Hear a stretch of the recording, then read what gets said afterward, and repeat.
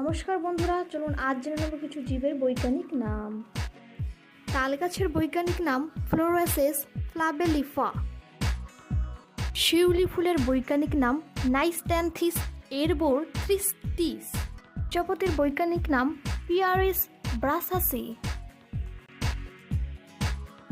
জবা ফুলের বৈজ্ঞানিক নাম হিবিস্কাস রোজা সেনেন্সিস।